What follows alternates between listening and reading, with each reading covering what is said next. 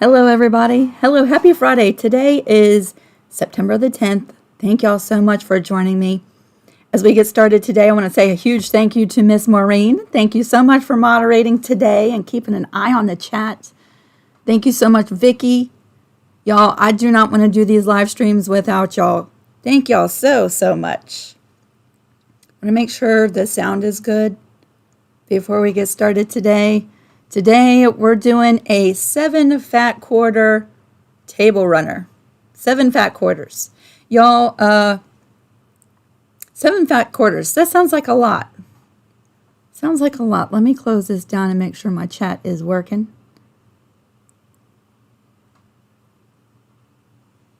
Yay, sound is good. Sounds like a lot, 7 fat quarters. But just to give you an idea, when I was in Vermont, several weeks ago, a couple months ago now, actually, we went to a quilt shop and they were having a sale on fat quarters, 99 cents. So this table runner, besides the batting that I used, cost $7 to make, plus some sales tax, right? Because from the 7 fat quarters, we're making the top, the binding, and the back of this table runner. So you just throw some batting in there. That makes up this table runner. Hello, everybody. It's so great to see you. Miss Sheila's here. I don't know if you were here for last week's live stream. Sheila joined me. That was so much fun. I've been kind of so happy and giddy this whole week. Our visit was so much fun. I had a lot of fun. The Wood Burning Warrior is in Grafton. That is not far away from me, or actually you're closer to Sheila. But that's not far away.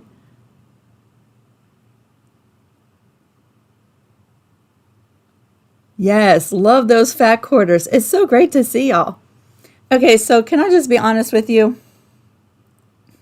I usually am.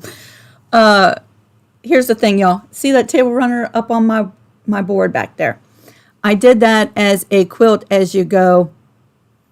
Today we're doing it a quilt as you go, but let me just be 100% transparent with you.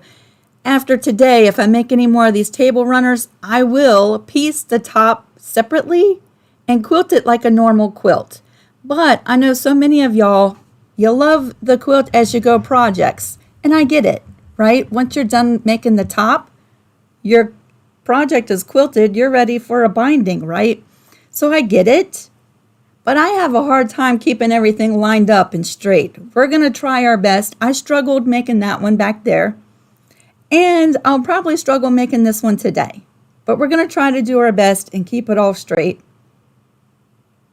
Hello, everybody. Okay, y'all. Today is going to be our last live for a few weeks. 3 weeks. But I've already recorded 3 videos. They're already up on YouTube. They're already scheduled. They're going to come on the same time we come live for the next 3 Fridays. Let me show you what we're going to be making for the next 3 Fridays. They're all free patterns. So if you haven't already subscribed, click the subscribe button and click the bell notification so you get notified when these patterns come out. Let me just show you. Next Friday, we're making these heart-shaped hot pads, y'all. I've made 3 so far. Look at that one. Isn't that pretty? I've made 3 so far. This is what we're making next Friday.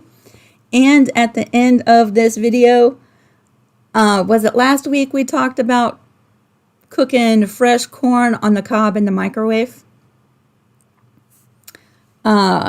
Just make sure my sound, there we go.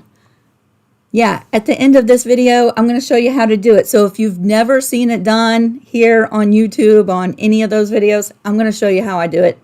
It makes the perfect fresh corn on the cob, and you don't have to pick the silky stuff off. You don't have to husk the corn in the store. Just grab your ears of corn and you're ready. So this is what we're doing next week.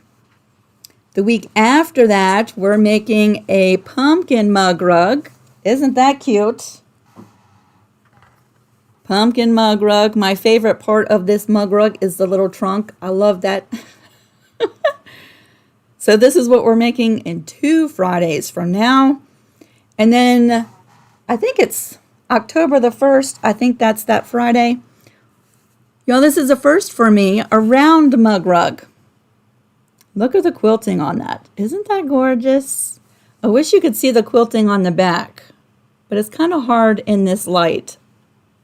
But it is gorgeous. It is gorgeous in person. A round mug rug. You could even put this in the center of an end table too, right? Yes. So that's what we're doing the next 3 Fridays. So stay tuned. All free patterns, and the links for the patterns will be in the description box.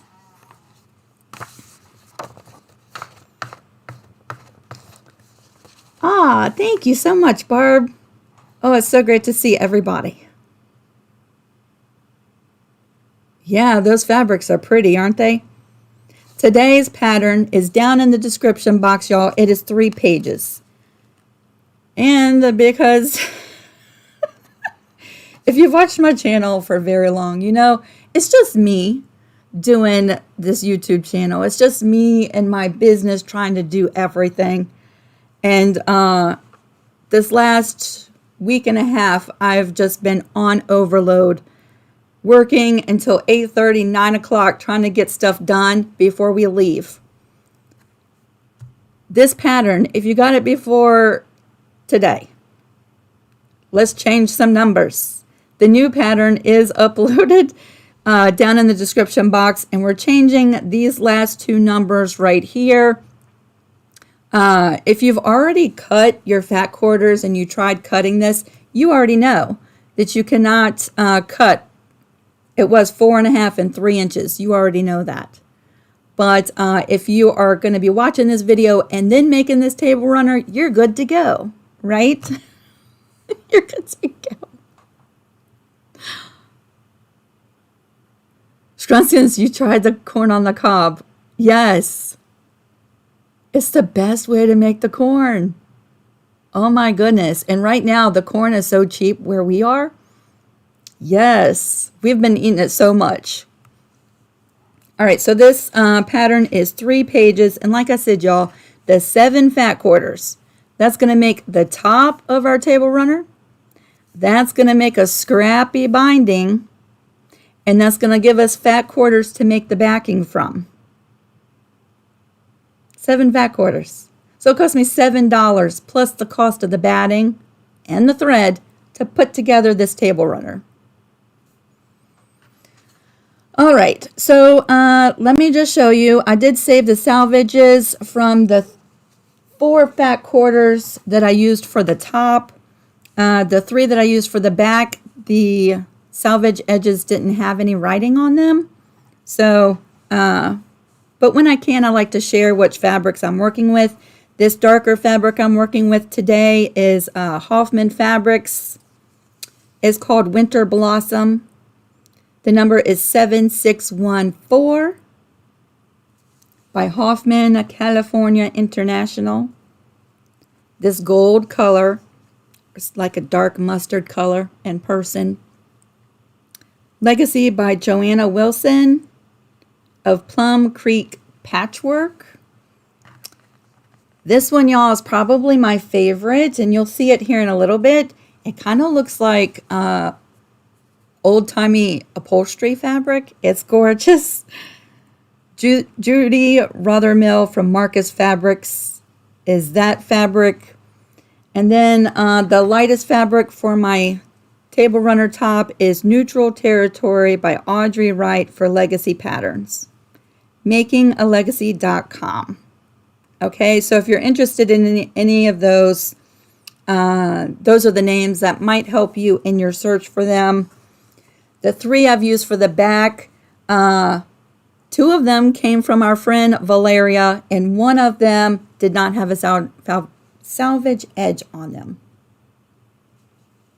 Hello, everybody. It's so great to see y'all. So the first thing we're going to do, y'all, we're going to go ahead and jump in and get started.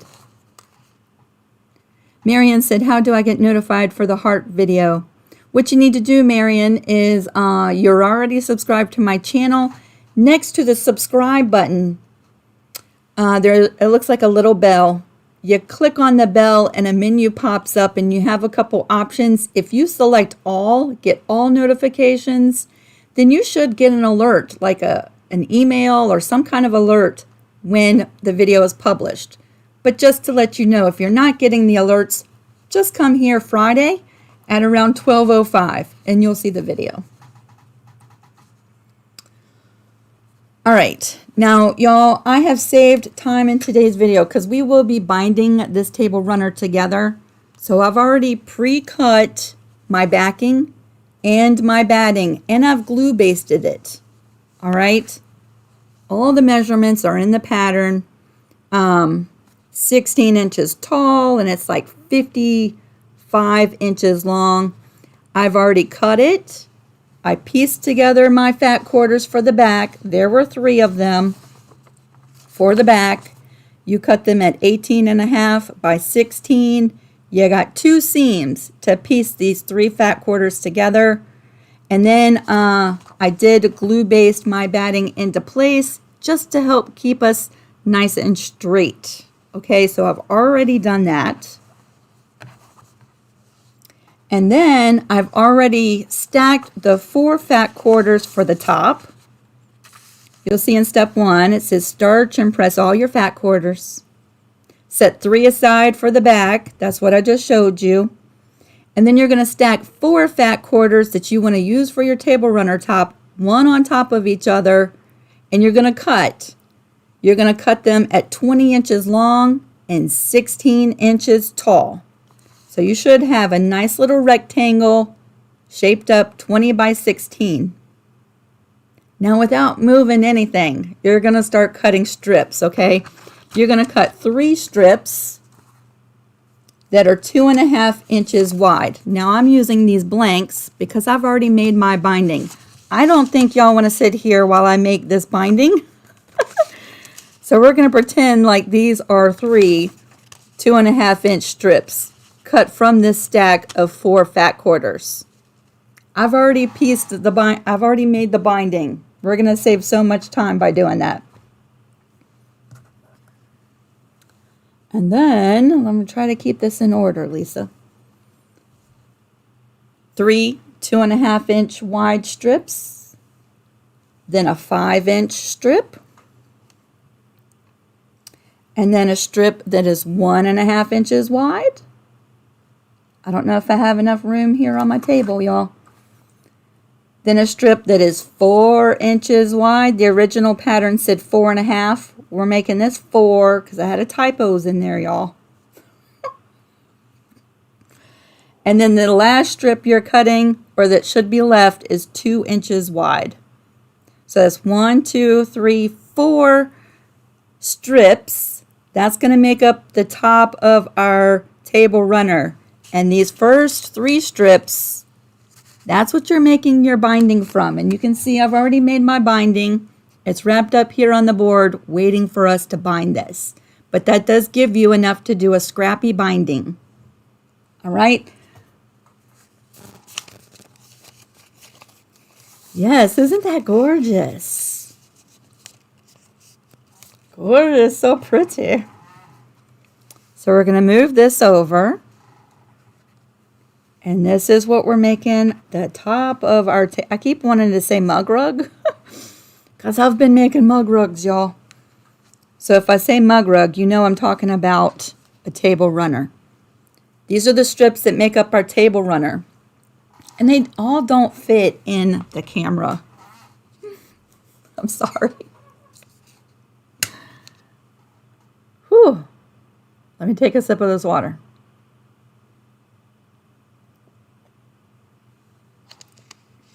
All right, now we have a couple options here, y'all, and we're all different. You could mix these fabrics up any way that you want to, right? We're going to start sewing them together, but if you just start pulling the top off, you know, all the fabrics are the same because we cut them stacked up. So here's what I like to do. I like to leave this first pile exactly the way it is. We're going to start with this second thinner strip that's like 1.5 inches wide.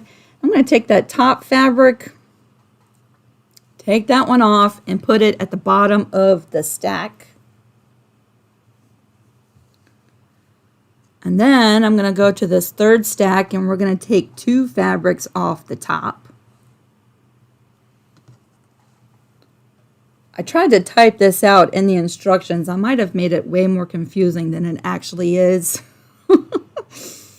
And this third stack, we're going to take off the top 3 fabrics and move that to the bottom, right? So each stack of fabrics has a different one on the top, like that. So that's going to be beautiful. Ooh, I'm excited for that. Now, one of the things that you might find helpful to make this table runner, especially if you're doing it quilt as you go, is using your walking foot. I put the walking foot on my machine. I don't know that y'all have ever seen me use the walking foot, but I'm always talking about how it might be helpful. So I said, you know what, I'm going to put the walking foot on today. You also might find that it might be helpful to increase your stitch length just a smidgen. All right. Today I'm going to be using a 2.6 stitch length. We'll see how that goes. We might adjust it from there. If you don't have a walking foot and you can adjust the pressure of your presser foot, you might want to loosen that up because that might help feed all those layers through a little bit easier. Okay, we're ready to start sewing. I'm going to start moving everything around. I might heat up this iron. We might use it along the way. And I'm going to bring over my already pre-cut, pre-glue basted batting and backing. The hardest part for this, for me, y'all, is keeping everything so nice and straight.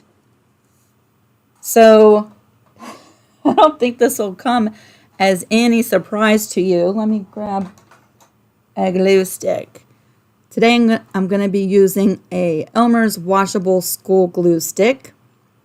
And I'll be glue basting my pieces. And that's just going to help me try to keep everything nice and straight. Our goal is to keep everything lined up with the edge of the backing and the batting, right? Using the glue stick is going to help a lot. Y'all, I get so many questions when I use the glue sticks in the videos. We're going to dry this glue before we bring anything over to the sewing machine. And so there's no wet glue at the sewing machine at all. So it does not gum up your needle and you're good. And it does wash out. The first time you wash your table runner, that glue is going to come out. So we're going to start with this very left strip. I've turned it right side down and I'm just adding a little bit of glue stick right there, and we're going to place this starting on the left side of our backing. And my goal is to line it up along the raw edge nice and straight. That's my goal as we work today, to keep everything lined up as straight as possible. I'm going to bring that over. I'm in the way of part of it, but I'm going to dry that glue with my iron.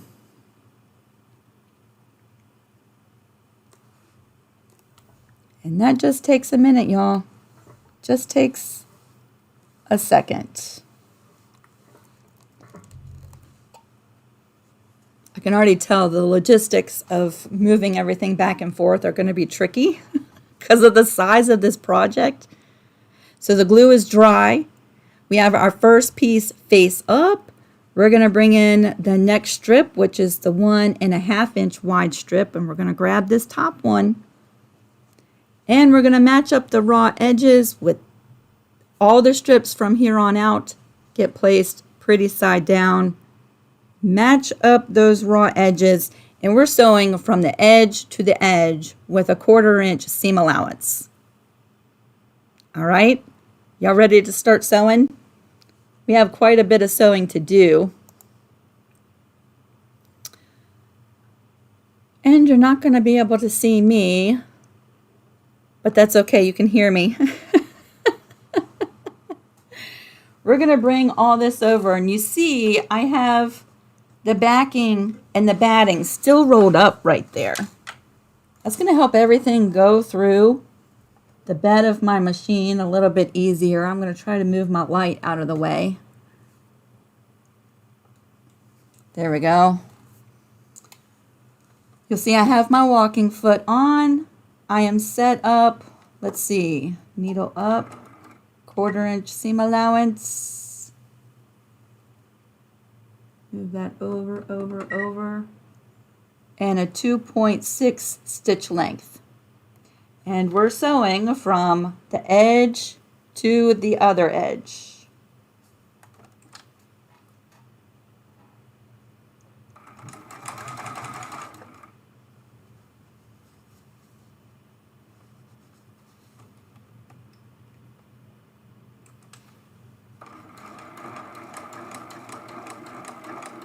Our goal is to sew this seam as straight as possible.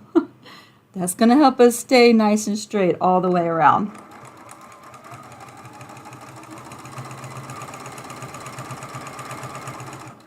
That might mean stopping several times and just lining everything up as you go.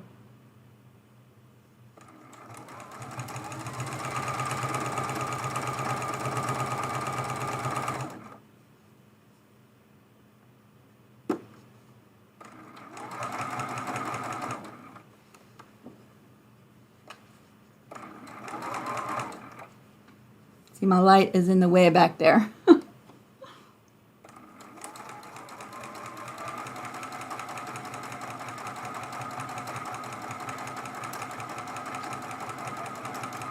Nice and straight all the way down.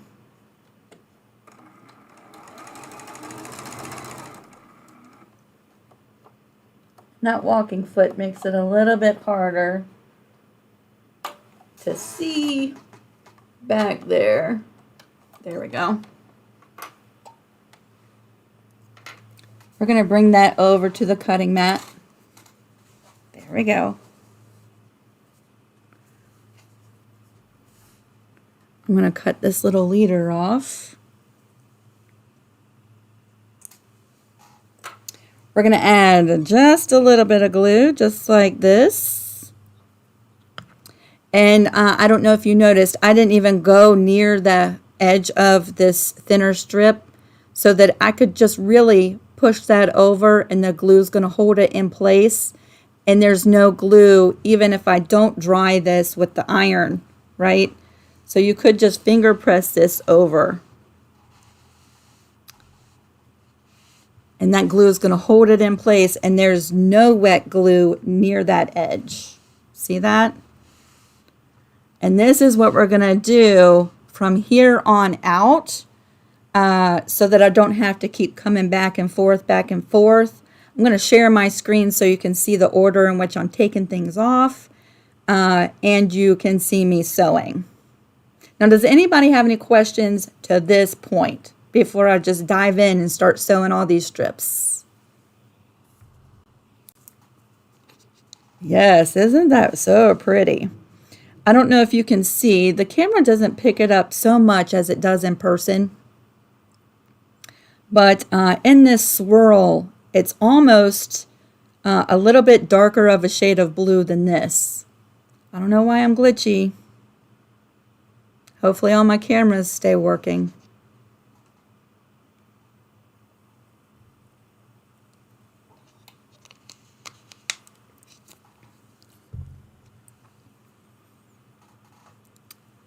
And I'm not quite sure that my live chat is working.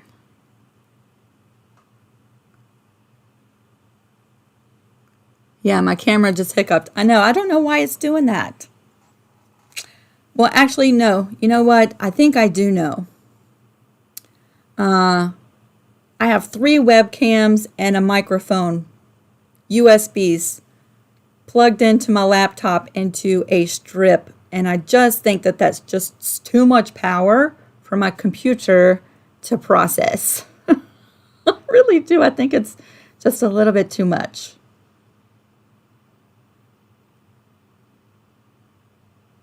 All right, so anytime we're flipping over, I am going to add a little bit of glue, but I'm not adding it close to this raw edge so that I don't have to keep coming back and forth, right? And we're going to try to do this so that you can see both things happening.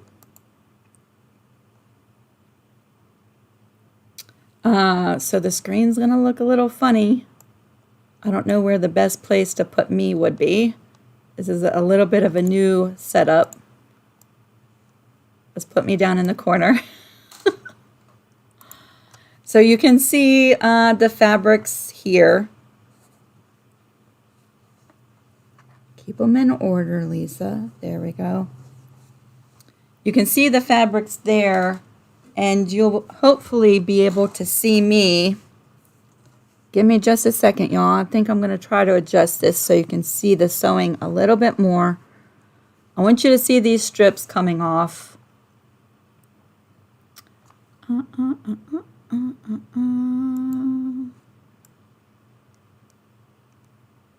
There we go. And we'll just scoot everything over a little bit more. So we've already done one of these and one of these. Our next fabric to add is this 4-inch strip. We're going to go ahead and grab that. I am using a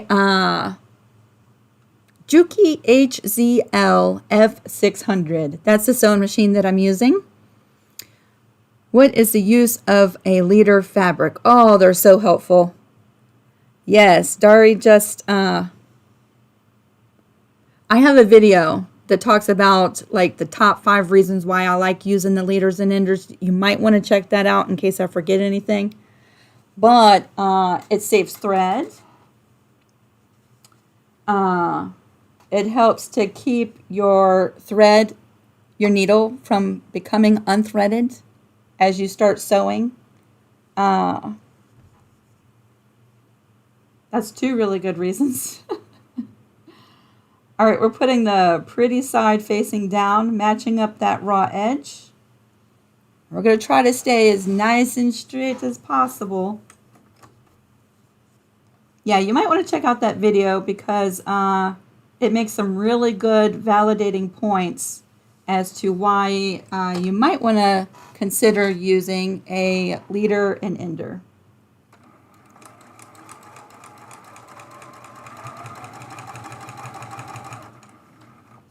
All right, y'all, we're just trying to stay nice and straight.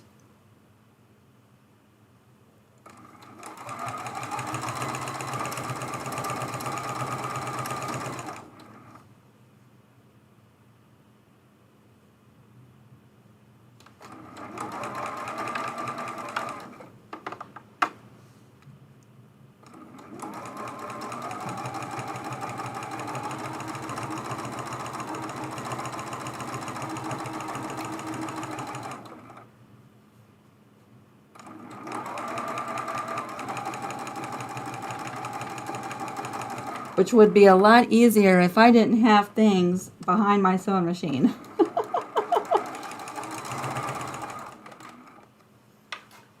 Things behind there that are blocking everything. All right. I don't so much like this layout because you can't see over here. We're going to flip this fabric over. I'm going to add just a little bit of glue stick, not close to that raw edge, just right in the middle. Believe it or not, that does add just enough grip to the fabric to hold it in place. You could pin it in place if you wanted to. I'm just doing a finger press right on over, and I want to make sure, yep, I don't like that.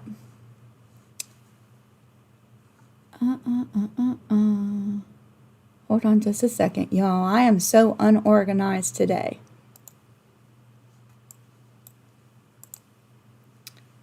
So unorganized today. Whoopsies.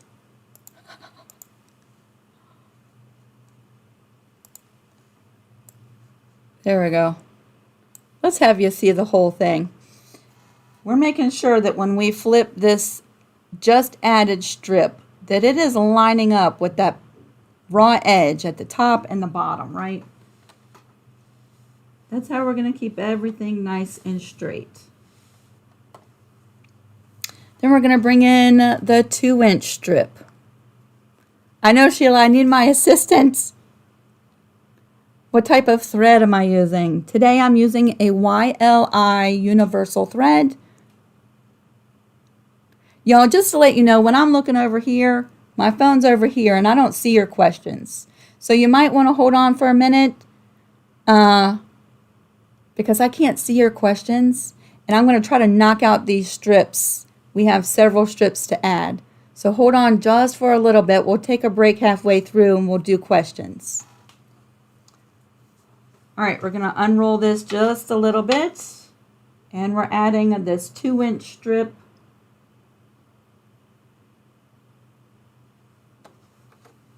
Bring that on over.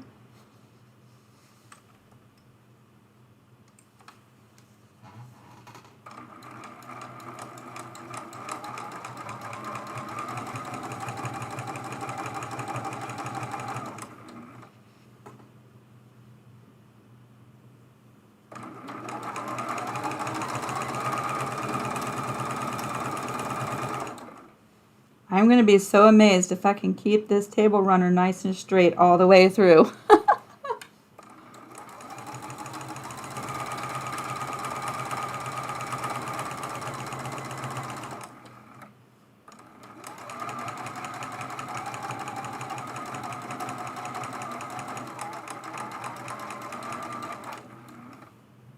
All right, I'm just going to start cutting it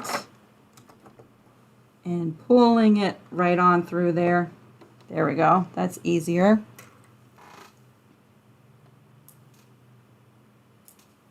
We're going to add a little bit of glue right to the middle of that strip.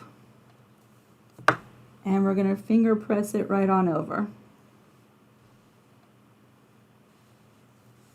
I'm just being really careful not to like stretch that strip when I'm pulling it over and finger pressing it in place. So there's our first 4 strips. We're going right back to the beginning, back to our 5-inch strips, and we're pulling that one off. And it goes down.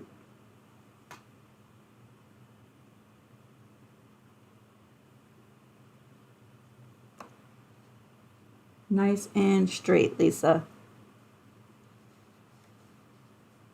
See, I like starting off with that leader. Let's put that back in there.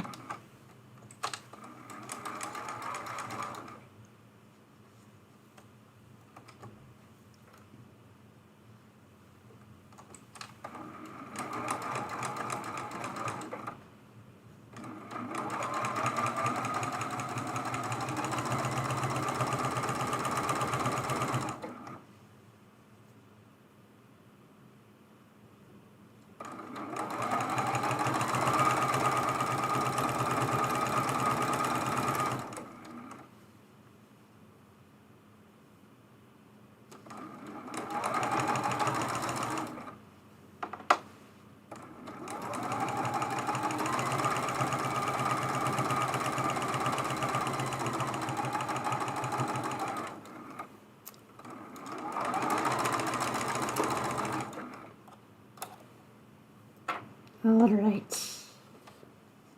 That's our second 5-inch strip. Let's go ahead and bring this over to the pressing board. I am going to go ahead and glue base this one down because it's a little bit wider. So if you have questions, let's go ahead and do that. Yes, you could do this. This would be an awesome long arm project. Yes. You could make the whole thing right on the long arm.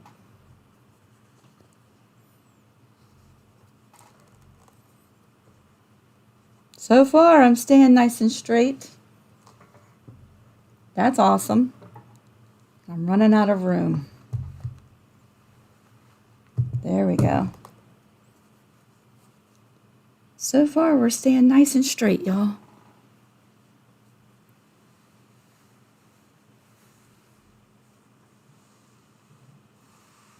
I'm just finger pressing that over, and I'm going to dry that glue because it's a little bit of a wider strip. Ooh, these colors are gorgeous. So pretty.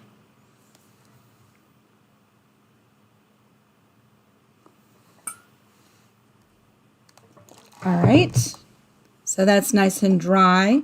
We're going to bring that back over. And we start the whole process over again. We just added this 5-inch strip. We're doing the 1.5-inch strip.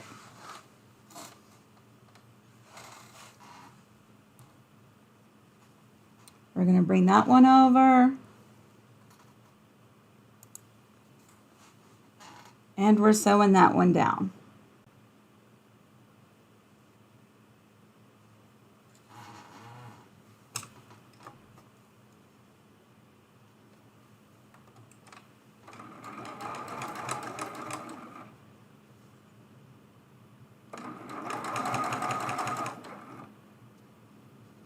You can see this little roll kind of gets in my way.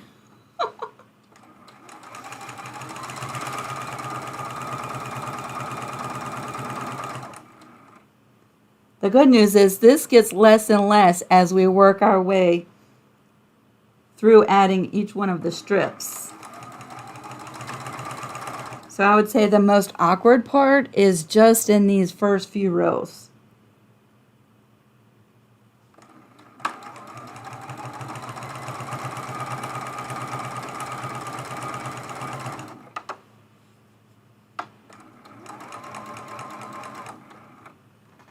And I really do suggest having a good clear space behind your sewing machine.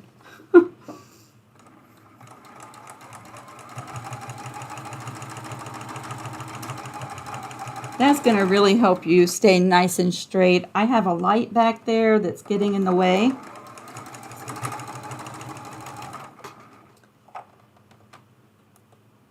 But without the light, you really can't see too good, so we have to have the light. All right, we're going to bring that strip over.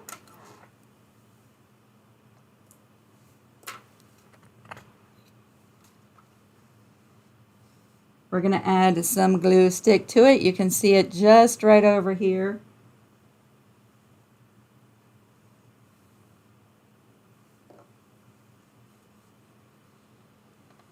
I didn't really plan out the logistics of filming a quilt as you go table runner and the camera setup. Glory. All right, so there's our strip finger pressed in place. We're bringing in the 4-inch strip. We're going to line that up.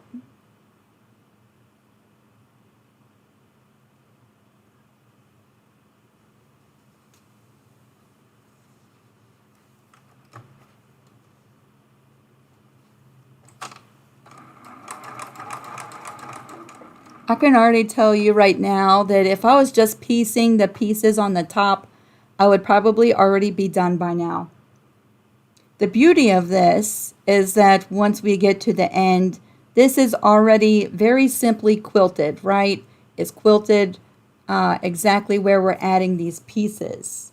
But if I was just piecing together these strips, I would be done already with that part.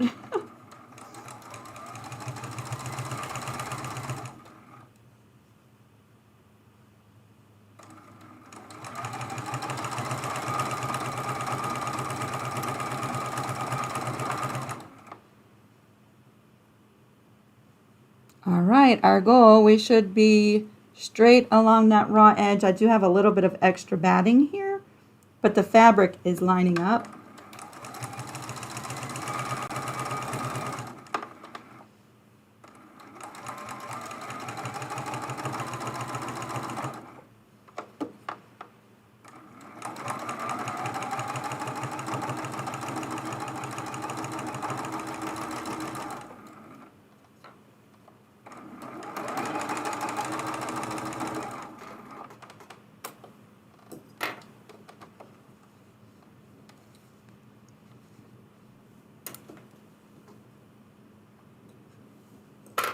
All right, we're going to add some glue to that piece and flip it.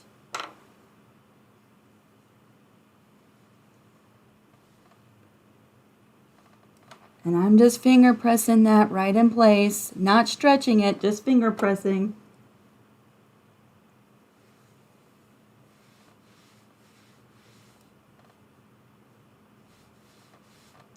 And we're bringing in the 2-inch strip.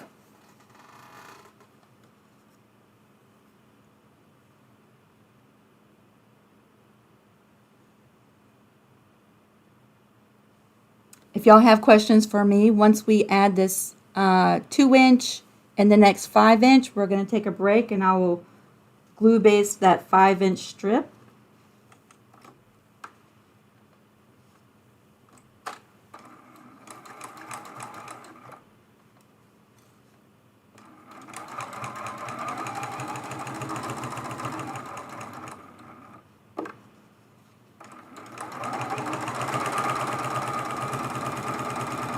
These are fat quarters left over from my down home Christmas quilt. These are the fat quarters that did not get used in that quilt.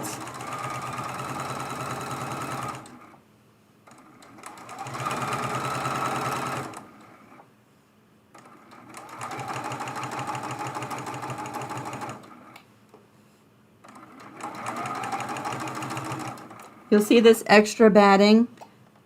I must have been a little wonky cutting my batting, but you'll see the back of the quilt is lining up with the top strips. So we'll just cut this extra batting off.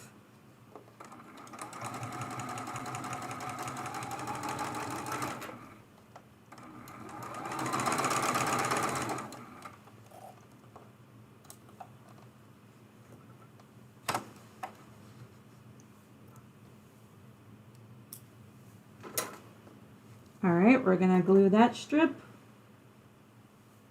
flip it on over. You can just see it off the side of the camera here.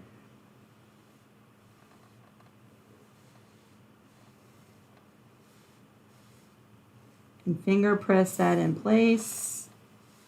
Again, there's no glue close to where we're going to be sewing.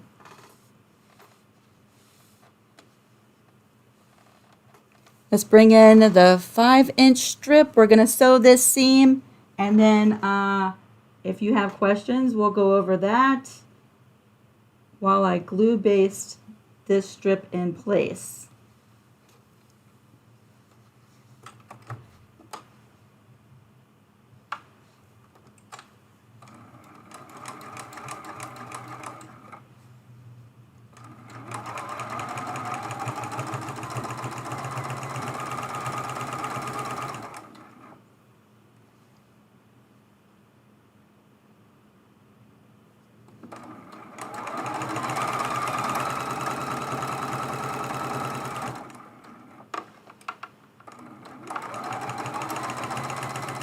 I do think that walking foot, even though it's bulky and it's kind of in my way, is helping to feed everything through nice and even.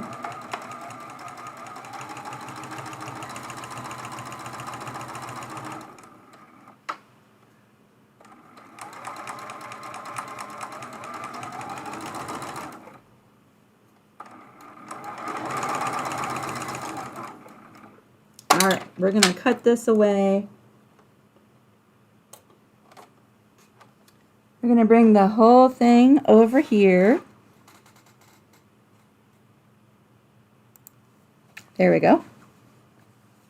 And we're going to glue baste this strip into place. Trying not to mess up those strips that are down there. And I know I'm in the way.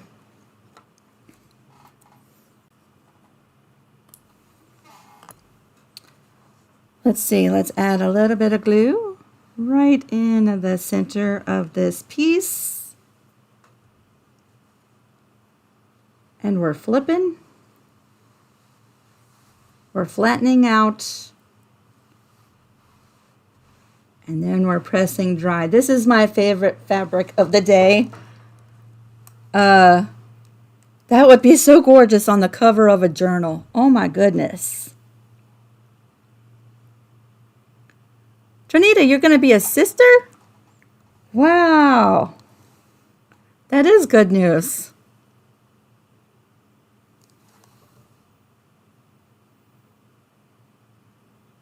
Connie, that might be easier. That might be easier. I don't know. We're all different, right? Things that I find difficult, y'all might breeze right through this. Quilting as you go, for a lot of people, is really simple, and they love it. For me, I think it would be so much easier just to piece the top and then layer it and quilt it like a quilt. But so far, I'm staying pretty straight. We have this extra batting here at the bottom. We're just going to trim that off when we're done. But, yeah, what I think is easy, you might think is difficult. And what you think is difficult, I might think is easy breezy, right?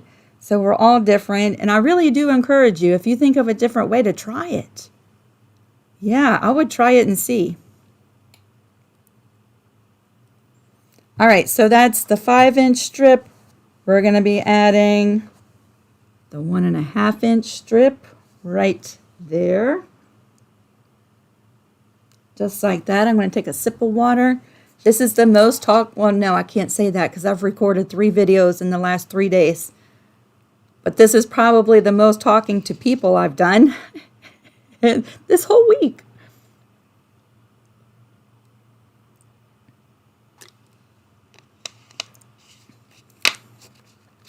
All right, we have a few more strips to add, y'all. Let's bring this over. You can see the roll is starting to accumulate on the left now, and it's getting less on the right, which is kind of a good thing. This is what's going through the throat space of our machine, so it will start to get a little bit easier as we progress and add the rest of these strips. Oh, you're so welcome. You're so welcome. We're going to bring this over. I will say it's not the easiest thing to do while you're live.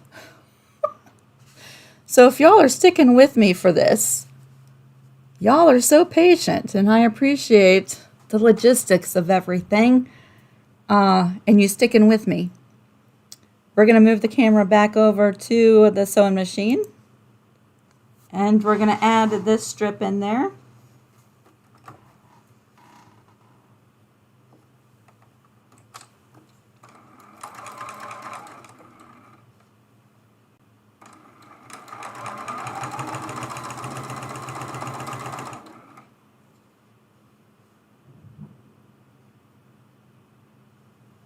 Nice and straight.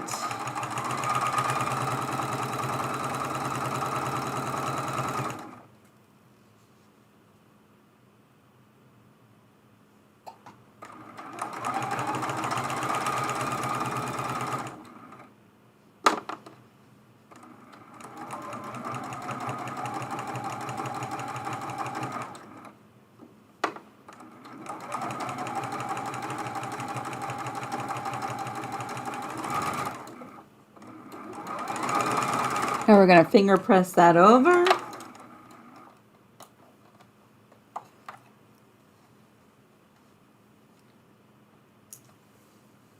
I do think the glue basting is helping.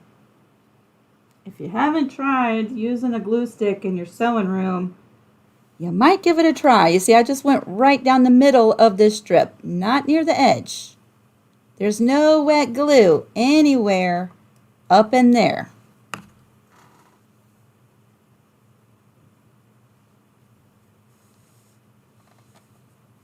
It's just going to act like little fingers holding this strip right in place to that batting so that it doesn't move. We're bringing in the 4-inch strip and this gorgeous black fabric that's going down there.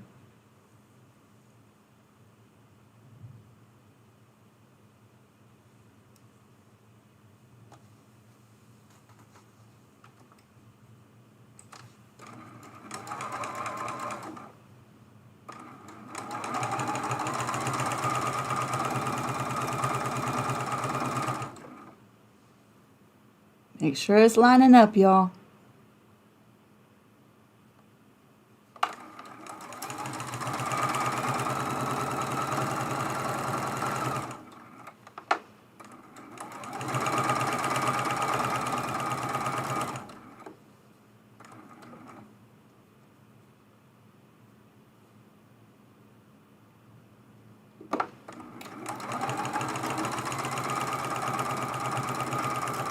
You could even pin that strip that you're adding to everything to help keep it in place as you're sewing that seam if you wanted to do that.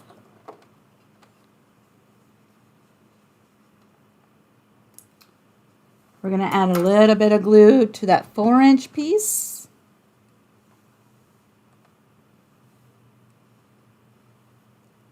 Not near that raw edge, just right in the middle.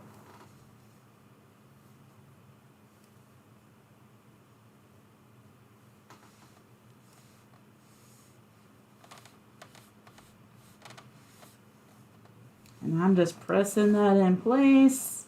So far, I am so pleased with myself. I'm staying nice and straight. We're bringing in the 2-inch strip now.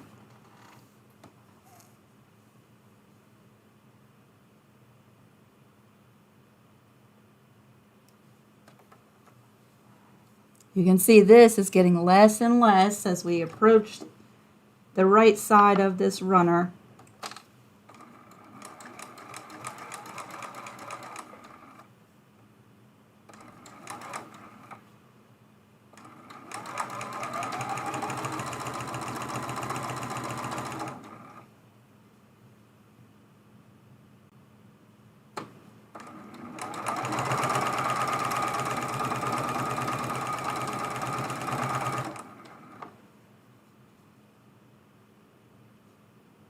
We're still lining up right here at the bottom. I'm so dang proud of myself.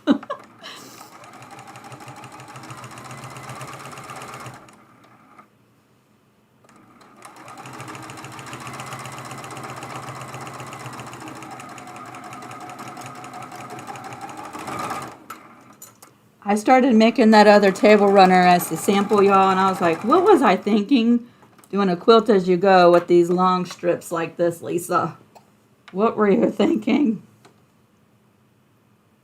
All right, we're going to glue baste this one and add the last 5-inch strip, and then we will take a break for a second as I glue baste that one down, just like before.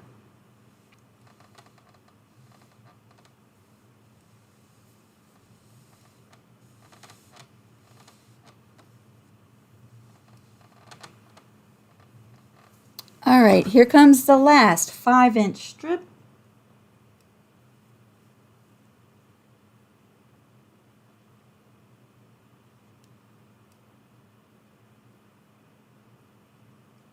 Get it lined up, and we will sew it down.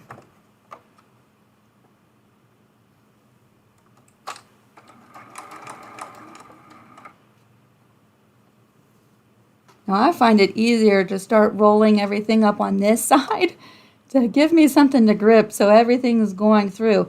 And the weight of this drooping over your sewing machine has a tendency to want to pull everything to the left, right? It just wants to pull it this way. So I will sometimes roll this section up to help kind of keep everything nice and straight.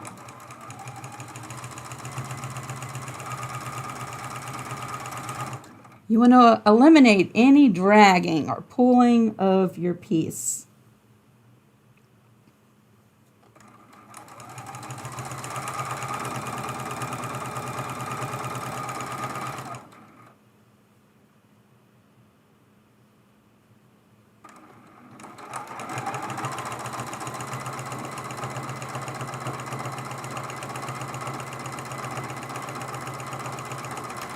All right. At this point, we have 3 strips of fabric to add. We're going to go glue baste this larger strip in place and heat set that so that it's really anchored.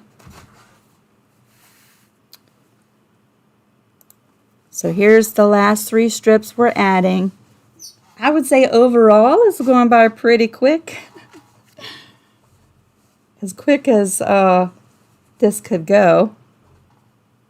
Again, my face is in the way a little bit.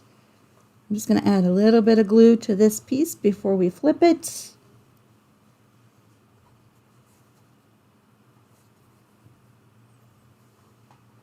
Over it goes.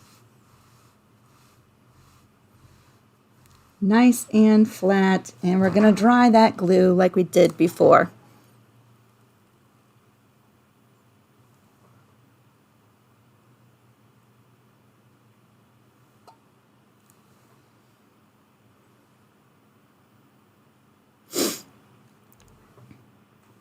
Oh my goodness. These fabrics are going to go so good in my dining room. Ah, they really are. Okay, that glue is dry. The left side is what I start rolling up to help keep everything easier and flat on my table. I'm going to have to go back and read all the comments because I feel like I missed so much. All right, we have the 3 strips left. We're bringing in this last 1.5 inch strip. It's going right there. And we're going back to the sewing machine for the last time to add these 3 strips anyways.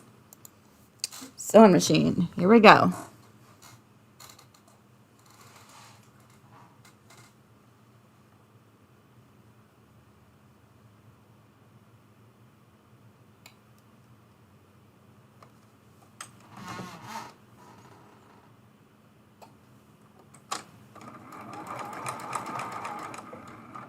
All right, let's keep it lined up.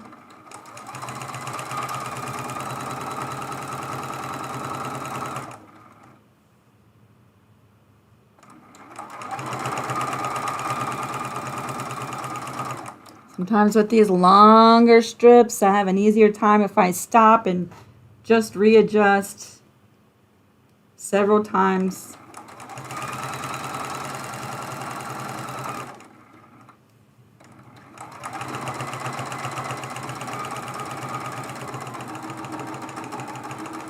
We are going to be binding this together.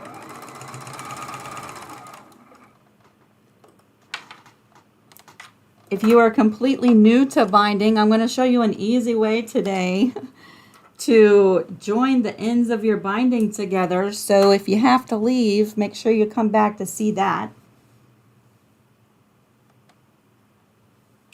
Glue right in the middle of that thin strip, not near the edge. I feel like I have to say that because people get like, oh, you're going to mess up your sewing machine.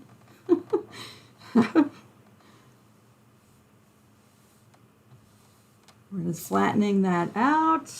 We're bringing in the last 4-inch strip.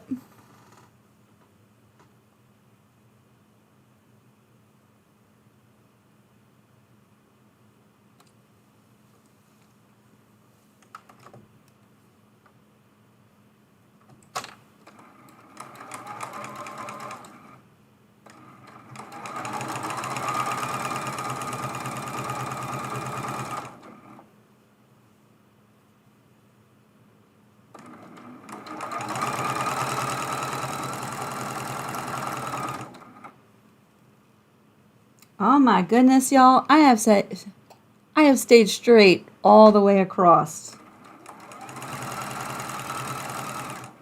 I cannot say that for the one up on the board behind me.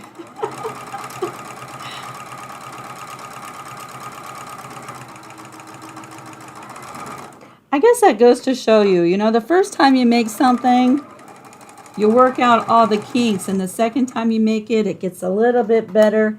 If I were to make this again, I bet you it would be darn near perfect. Or close to it, anyway. All right, we're going to add some glue to that 4-inch. We've got one more strip to add, y'all. And then the top of this table runner is together and quilted.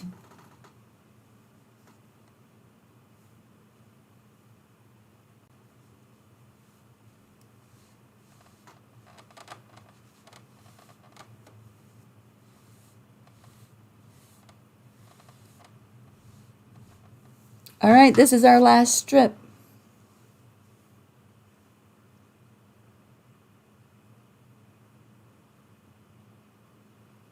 You'll notice we're going to have a little bit of extra. We're going to trim that off. I'd rather have a little bit extra than to come up a little bit short.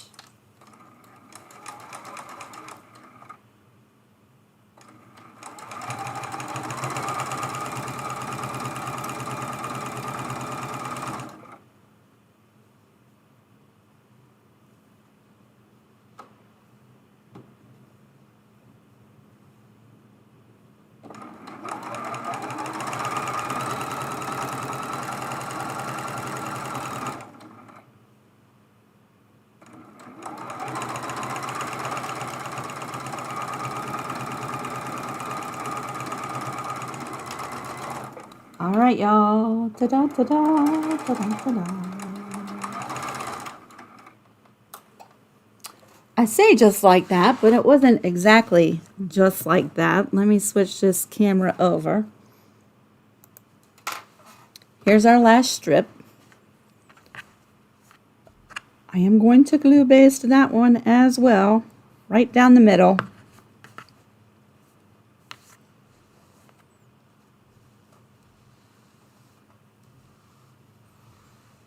So we do have 10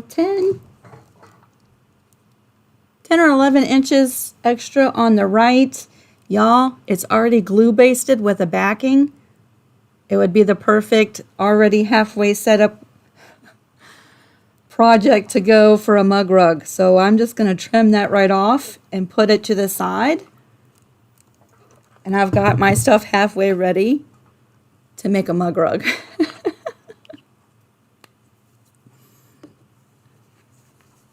All right, so this is the very right edge of our table runner. You can see it does not all want to fit. This 16 inches from top to bottom. I'm going to grab my ruler.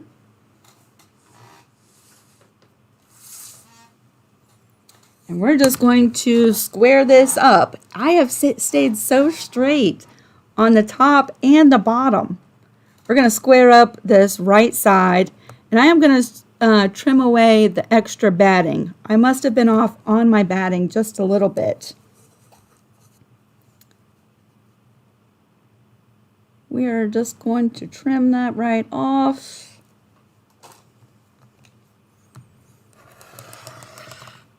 Oops.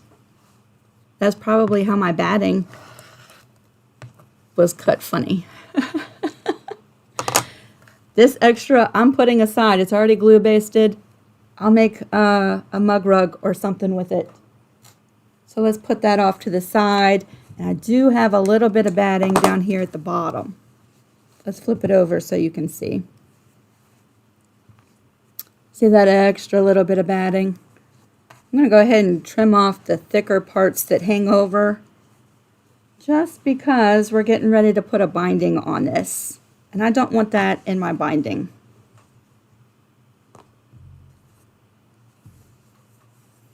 But to be really honest with you, I thought I'd have to be doing a lot more squaring up than this. I said, Lisa, you're going to be doing so much squaring up during this live. But no, that's it. And then, of course, on the right side, or excuse me, on the left side of the table runner where we started, we want to trim that off too, right? So this is flipped over, but this is the first strip we added, the 5-inch strip. I started a little bit of way from the edge, so we're just going to straighten that up too.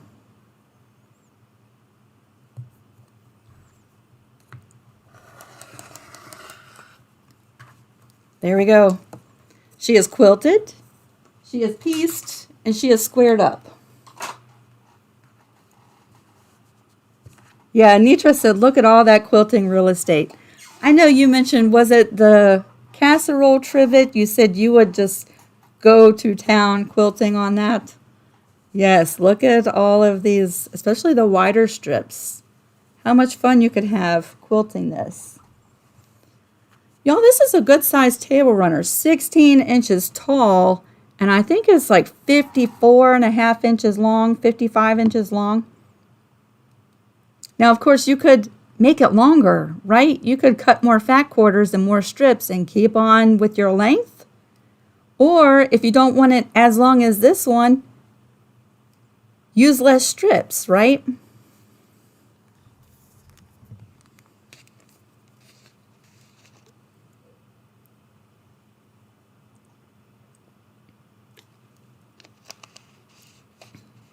Ooh, that water's good. Now what did I do with my binding? I put it here on a board. So the first 3 strips that we cut, once we started cutting this stack of 4 4/4, there was 3 2.5-inch strips. You're going to make that just like you would with your binding. I'm going to already let you know. You're going to see it when I start pulling this binding off. I did not piece my binding together on diagonals. I did not. And let me just explain my reasoning. You could if you wanted to. But we have all these vertical stripes. And for me, I just did not want angles in my binding where I've pieced these strips together. And that's just me. If you like the angles in your binding, piece them together on 45s. I pieced mine right on the raw straight edge. And so my binding has these linear lines just like my table runner. Now, of course, they're not going to line up to these seams, but they're still going to be going in the same direction as the strips. And that was just a personal choice that I made with this particular binding. Okay, so you're going to notice that. Let me get it off of this board. So we have, let's see, how many is that? There should be 12 16-inch strips from the 4 fat quarters. And I've already prepared all this gorgeous scrappy binding. You could too not do the scrappy binding and do a solid color binding if you wanted to.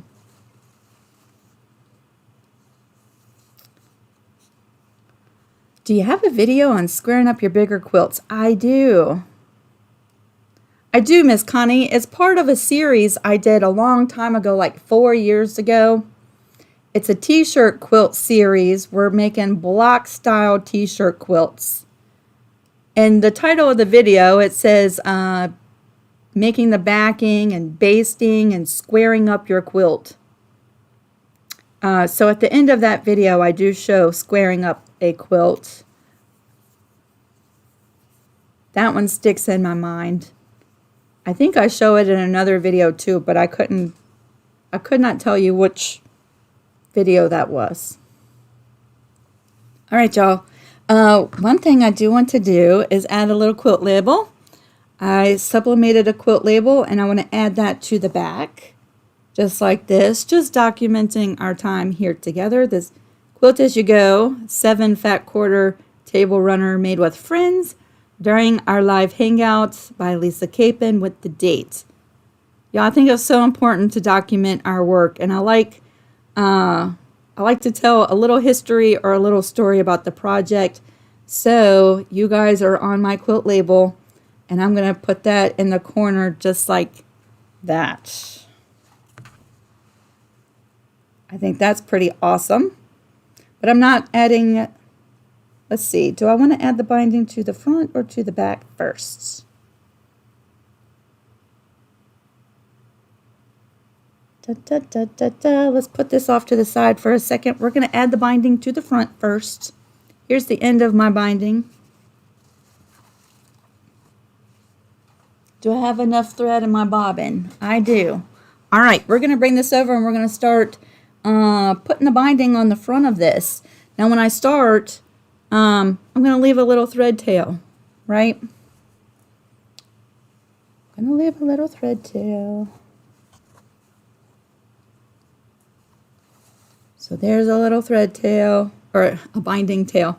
I'm going to match up the raw edge of my binding to the raw edge of my table runner. Pick a spot, whatever your favorite spot is to start your binding. I'm just going to pin that right in place like that. Let me grab another pin. We're not going to start with the binding right on the edge of the binding. We're going to leave this loose and it's going to flap around. We're going to start below these pins and we're going to go all the way around. I'm going to try to go as quick as possible. I do have lengthier binding videos here on my channel, so if this is something that's totally new to you, you can go watch those. And there's also lots of other binding videos that other creators have made that might be easier for you to watch too. But just for the live purpose, we're going to just try to breeze right through adding the binding to the front. Okay, and then we're going to take a break as we pull it over to the back side. And I did not add my camera to this to this setup, so you just see the project in the binding. I am sewing my binding on with a 1/4 inch seam allowance. So right there. I still have my walking foot on. And we're going to start sewing.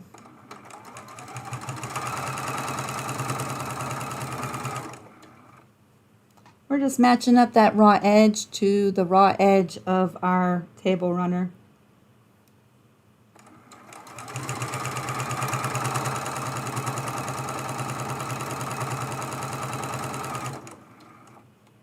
See, I sew a little bit, stop, adjust everything.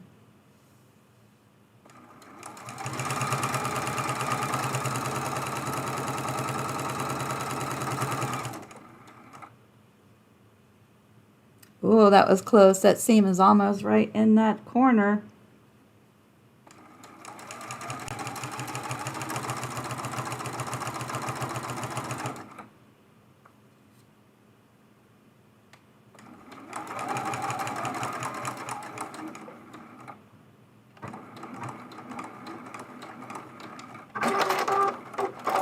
We're going to be mitering these corners today. Here's all of my pins. Here we go. I like just to use a straight pin and pin this. You'll see in just a second. Oh, I want 1 stitch too far.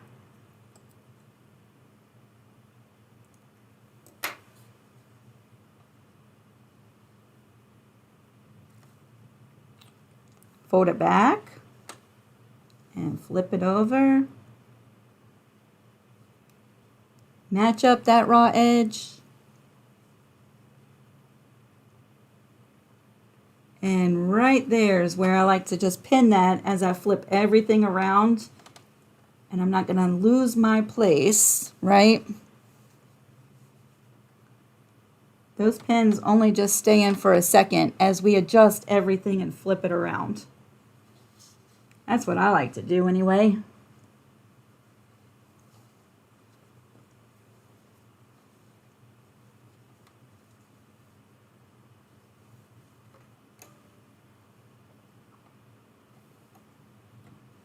That walking foot is so cumbersome.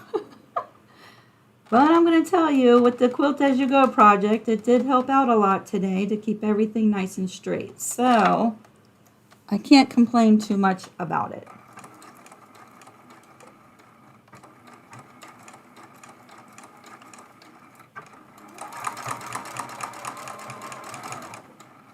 See, the pins come out. It was just holding that corner in place as we get situated to come back the other direction.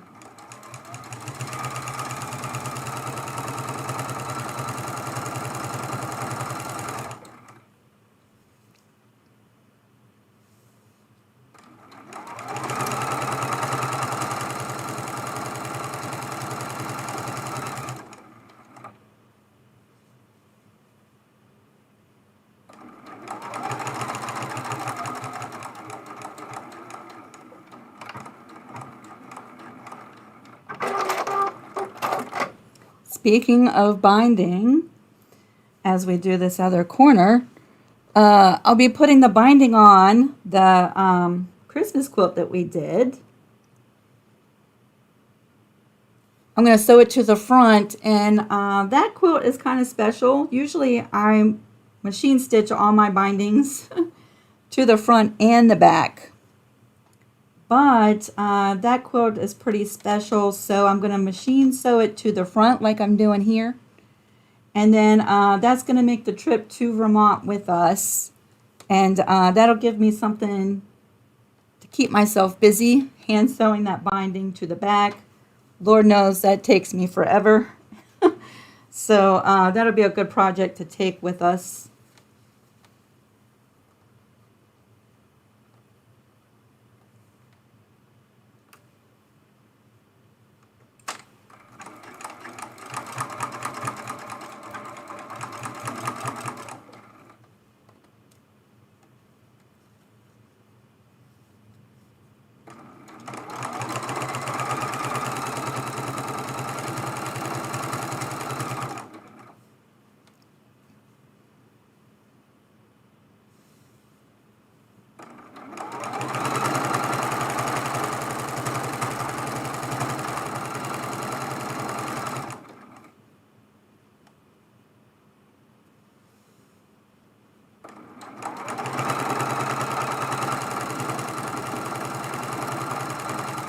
See, I'm really kind of just digging those vertical lines in my binding, same as what's in my quilt.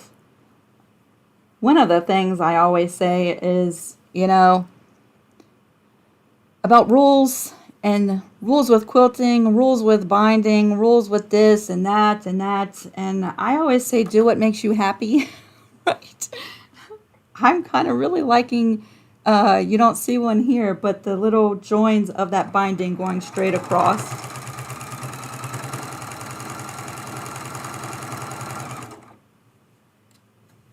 See, here comes one right there.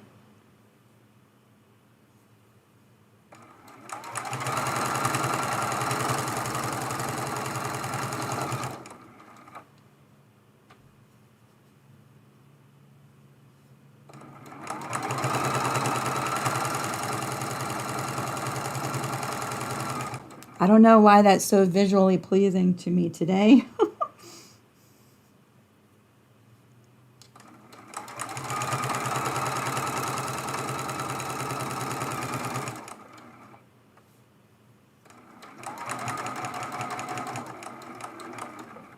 All right, this is our third corner. We're getting there, y'all. We're making progress.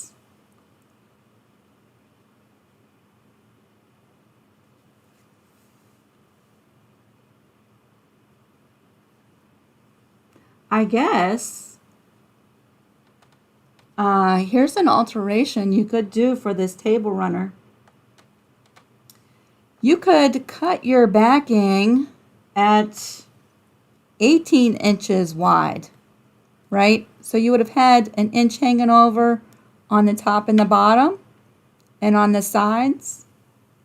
Cut your batting at 16 inches, and when you're piecing your top, keep your pieces lined up with the 16-inch cut batting, and you would have an inch left over to fold over and do your binding. So there's a variation if you don't want to do a traditional binding.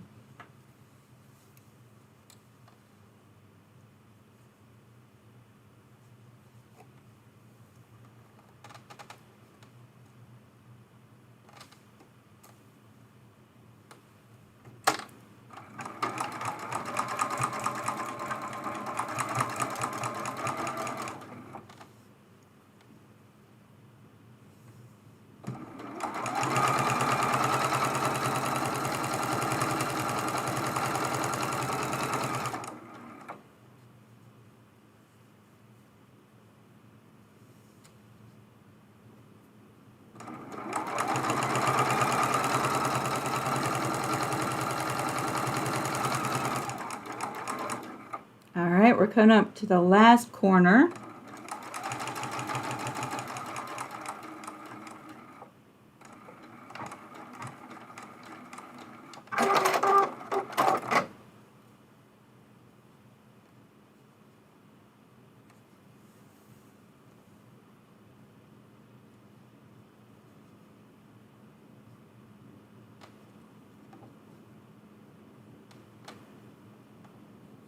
Pin that corner. Pin that in place. And we're approaching where we started, and it's a little left off the camera. So I'm just going to sew this corner and come down just a little bit, just to right there, and we're going to stop. I'm not going to come away from the sewing machine though, but we're going to stop.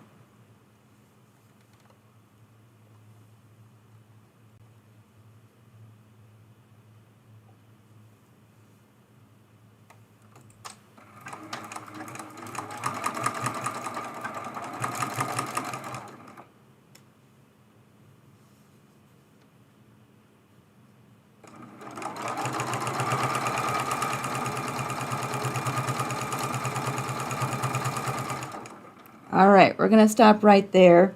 You'll see here is the flappy, the little flappy part of the binding that we didn't sew down at the very beginning, right? We have some extra binding here, right? There's quite a bit of extra binding. Quite a bit of extra binding. So if you wanted to join your binding at those 45-degree angles, there's certainly enough binding to do that with if you don't want to join it straight like I did. So don't be afraid of not having enough binding to do that. We're going to cut off some of this extra binding, and that will go in my binding stash, right? Before we do that, let's take this very beginning part of our binding and let's open that up. Y'all, I'm just going to join this super easy fast. And that's what I say, you know, sometimes I break the rules of stuff. Technically, if you're making a quilt for a show, do not join your binding this way. Don't do it this way, right? Don't join it with straight edges like I did. This is not a quilt show. We're going to take this, open it up, and I'm going to fold that in just a little bit. Now you might find it easier to remove the whole thing and just give this a press at the iron, right? But I'm just going to finger press it because we're live, and I'm going to try to keep it nice and simple. I'm just finger pressing that fold, and then we're going to fold it back over just like the binding was, but now it's going to have a nice finished edge right there. And I'm going to lay that down against my quilt like that. You might even want to throw a little pin in there just to hold it in place for a second, right? Pinned in place, flat against the quilt. We're going to take this binding and we're going to bring it over and we're going to cut that right off. But making sure to leave enough that's going to tuck up in that opening that we just created, right?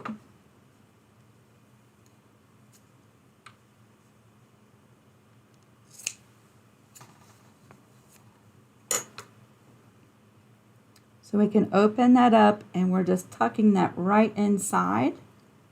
Nice and neat. You can use your fingers just to make sure that that goes in there and lays flat. I'm going to take that pin back out now, and I'm going to put it through the whole thing and really hold that in place. Super easy way to connect those ends of binding and get it on your quilt.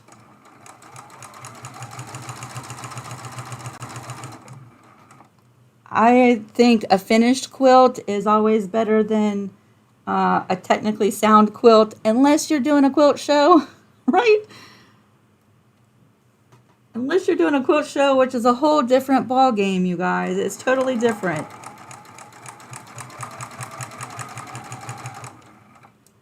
I can remove these last pins, and we're just going to sew back to where we started.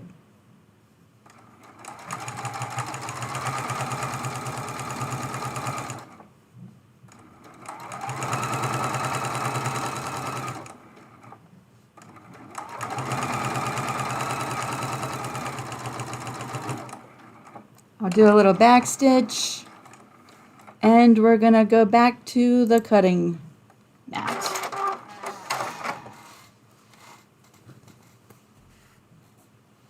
This little froggy.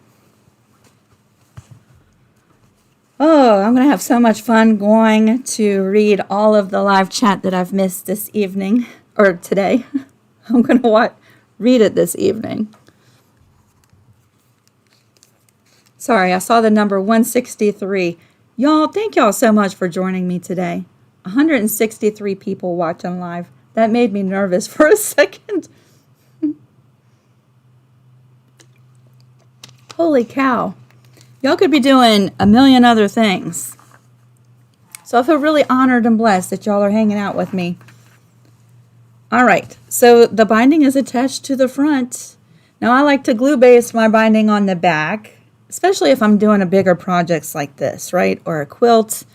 Here lately on my t-shirt quilts, I attach the binding to the back of the quilt first and flip it over to the front. I have gotten so proficient and so neat at it that you almost can't tell that I've done it that way. This one we're going to go more traditional. We've sewn it to the front. We're going to flip it over to the back.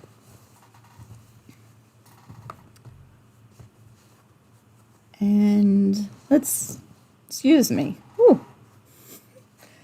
Let's move Froggy. Let's move this whole pressing board over.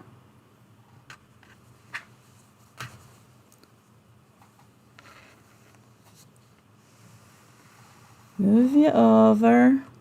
That's about as far over as I can get without moving my phone and everything else. We're going to put this quilt label in one of the corners. Because this is not really directional, I don't think it matters which corner I put it into. We're going to start taking this binding and just flipping it over. And I have all the strings in the corners that I like to just snip and get out of there.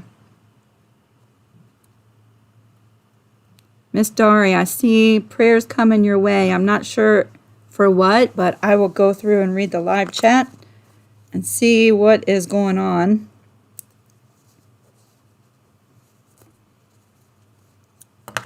We're going to start with this corner right here. That's where I'm going to put my little quilt label. I like to just press this binding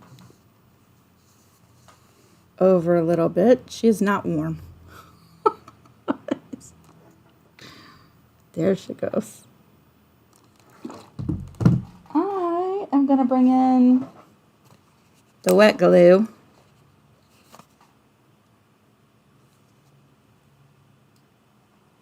I'm just going to add a little bit where that quilt label is going to go. Y'all, I have several different videos here on my channel. They're all saved in a playlist for different ideas on quilt labels. I am going to, shameless little plug, y'all. I am going to start offering custom quilt labels in my Etsy shop when we get back. That goes right in the corner. So I'm kind of really excited about that. It's a process that I've been working on for a little while, but I'm really super excited about it. I'm going to bring that binding up and we're going to dry the glue. Again, no wet glue at the sewing machine, y'all.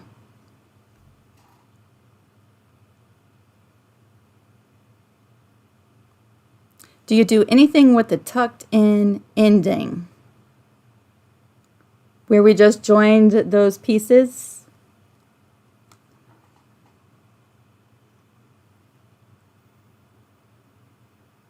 I'm hoping that maybe you're just your live feed is lagging behind and that I answered that question when I joined those two pieces.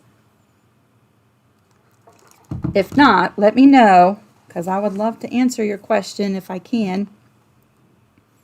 Are you talking about the extra binding that I cut off that went in the floor? I save all my extra binding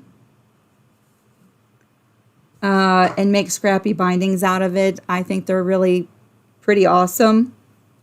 So the part that I cut off will go towards that.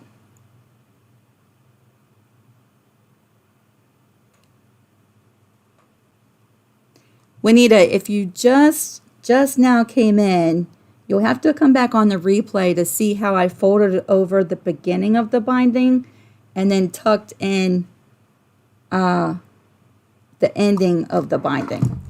So there's my quilt label added right in that corner. I was just being careful with that because that is sublimated on satin fabric. It's a little heat sensitive. The rest of this we can go by pretty quick. I'm going to use a glue stick because it dries a little bit faster. And I'm just going to pull that over and we're going to quickly glue base the rest of this binding.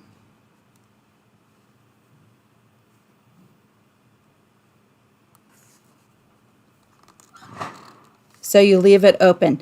We need to stick around for just a second because we're going to be coming to that section in just a second, and maybe you'll be able to see it a little bit better with this camera versus the sewing machine camera. So stick around for a second. We'll get to that as we pull this binding to the back here in just a second.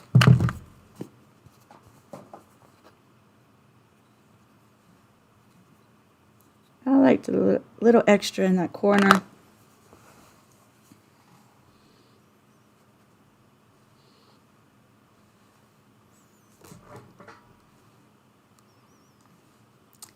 Usually, y'all, I'm using the back of my projects as the binding. So usually we skip this whole part. Usually we do. Do you sew the end? I do not sew the end. You could, though, if you wanted to. Absolutely. I would probably hand sew it.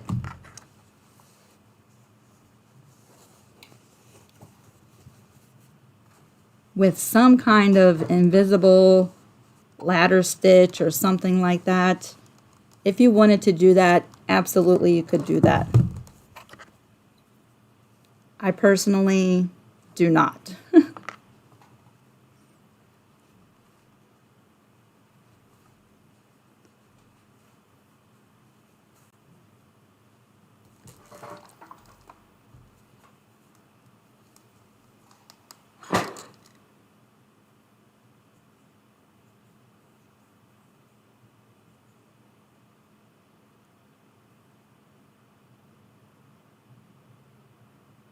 Barbara, you're traveling today. Where are you going?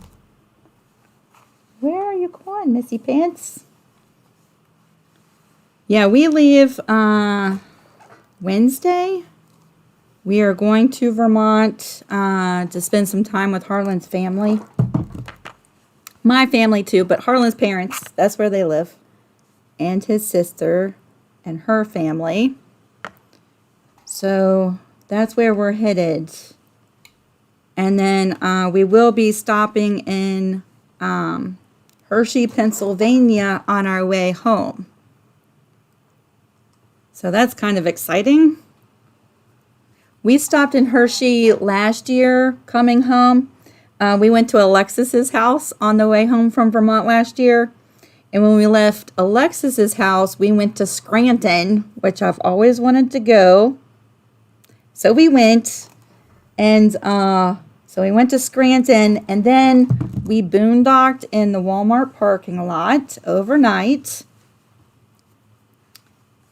We have not come to that end yet, so hold tight. And then a storm was coming, and we did not want to drive in the storm, so we pulled off in Hershey, Pennsylvania. And we have found this really beautiful campground, and so that's where we're stopping on our way home again. It's sort of a just happy happenstance that we happened to find that place. And it was gorgeous.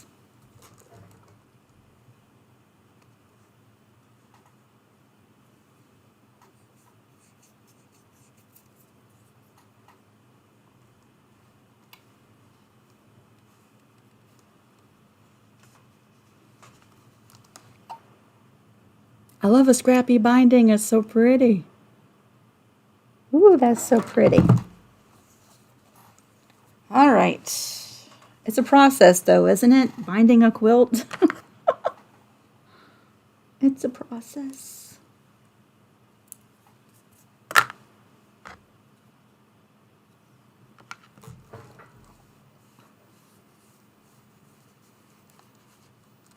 I like to give that binding a press and make it behave a little bit.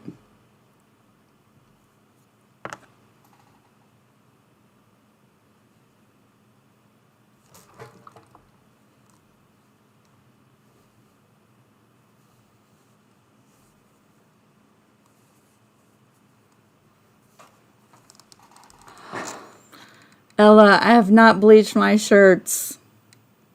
I have not bleached them. But I did order more shirts though. I haven't done anything with them. But I ordered more shirts. That's kind of crazy, right? No, it just seems like it's just never enough time in the day, y'all. I have all these great ideas. We're coming up to the binding here in just a second where we joined them. I have all these great ideas and never enough time to do them all. So I have to prioritize. I keep trying to convince Harlan to come work with me full time. We could get so much done. Maybe one day. I'm going to tell you, this fabric here is my favorite one of the day. It looks like it's really thick upholstery fabric, but it's not. It's just printed. But it looks like that thick upholstery like you would find on chairs and stuff. Oh my goodness, it is gorgeous.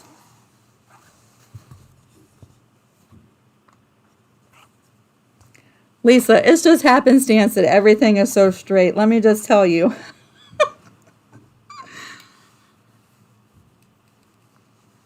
I do give credit to the walking foot. I did not use a walking foot with the one behind me.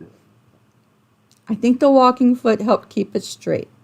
All right, y'all, let me give this a press for a second. And right here, this little join right here, that's where we tucked the ending of the binding into that fold, right? So it is sewed down and secured on the front when we joined the binding to the front of the quilt or the table runner, right? And now we're going to flip it over and we're going to sew it one more time, securing that binding on the back. And that's going to secure the fold on the back. So there's no chance ever that this binding is going to come up out of there. But if you want, you could do a little hand stitch on that little opening right there to secure that in place if you wanted to. But I really just don't know that it's necessary. But you could. You could certainly do that if you wanted to. Sheila said, I will work for spaghetti. We did have some good spaghetti, Sheila, didn't we? Oh, we put some of the sauce in the freezer so that we could take some with us. That was good.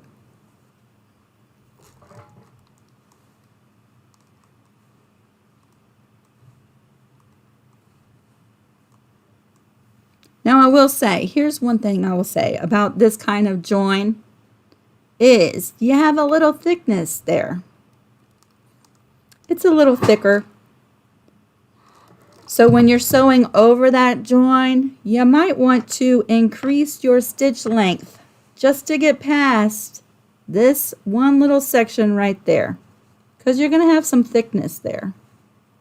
That's probably a downside to joining your binding up like this, right? Is that thickness.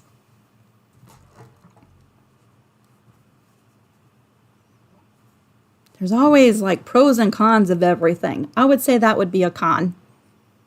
And of course, if you're entering this into a show, that would be a con. You don't want to do it that way. for a show. But if it's just for us, right? Or even if you're selling these, that looks very nice and neat and professional. All right, we just have a little bit more left to do, and I'm sitting here talking. Rachel said, do your little nippers have curved blades? They do. Sorry, I have glue all over my fingers. They do. They're curved a little bit. See that? These are great for embroidery or for cutting jump stitches. They're great for doing applique. Like if you have an embroidery machine and you do lots of applique with your embroidery machine, and you do the little stay stitch, right? And then you take the hoop away from the embroidery machine, and then you cut the extra fabric away from the stay stitch. Those scissors get in all the little places. They're great for that.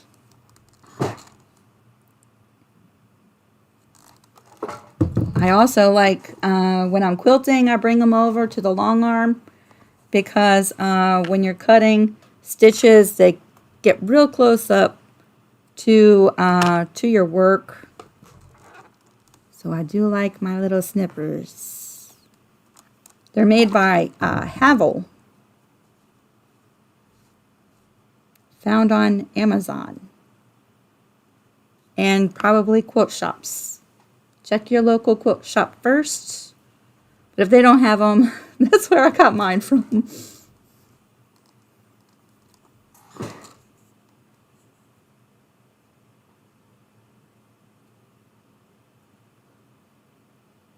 Sherry, yes, if you lived closer.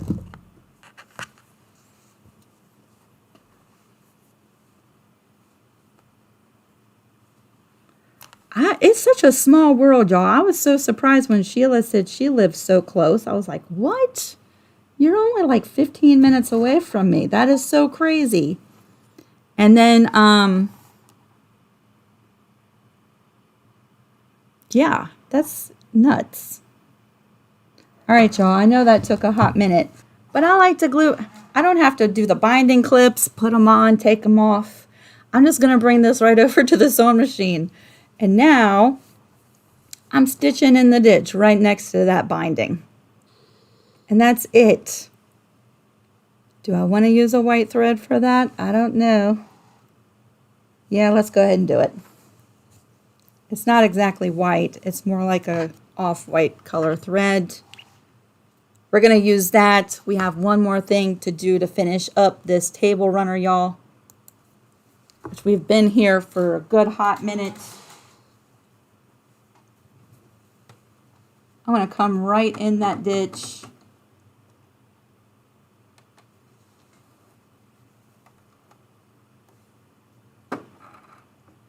Right there. And we're sewing all the way around.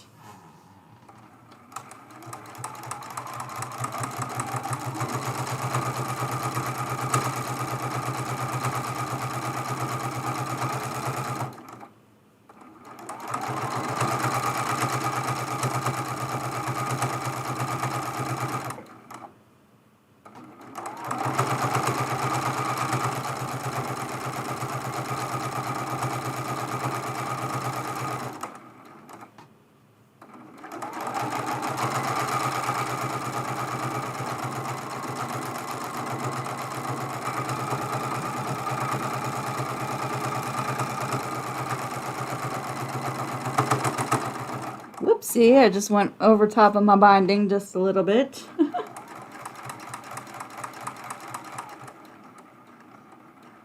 Oh, again. I just did it again. Let's back up. There we go.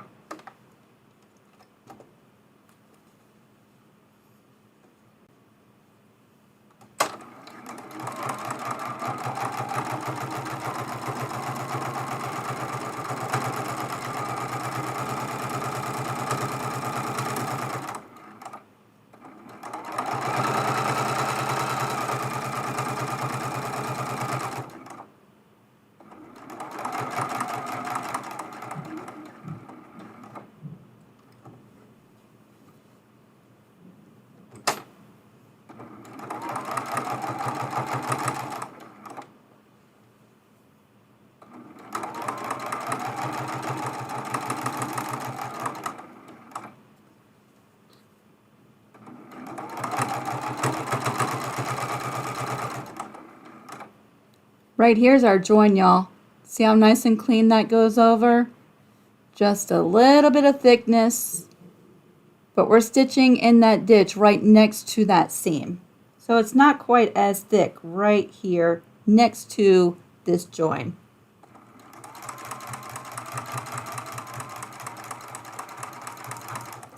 I will show you a close-up of that as we finish up today.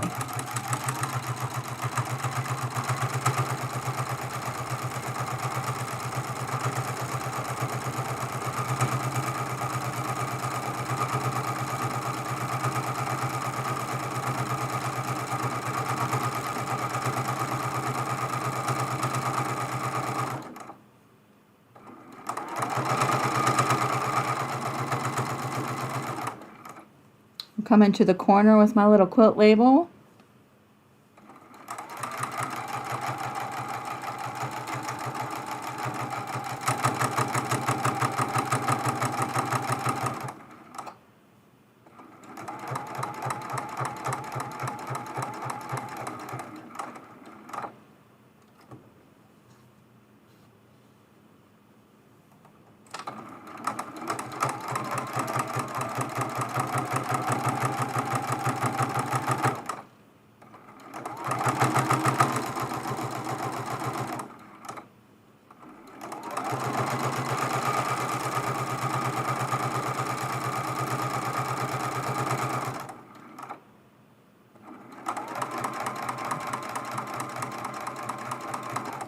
Look how pretty that corner is.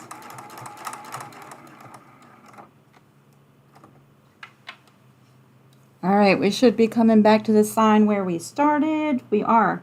Right here's the little thread. We are almost done.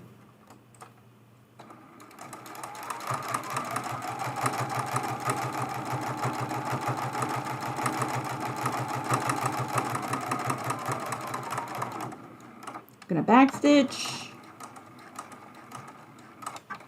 and pull that away from the machine and not use my thread cutters this time.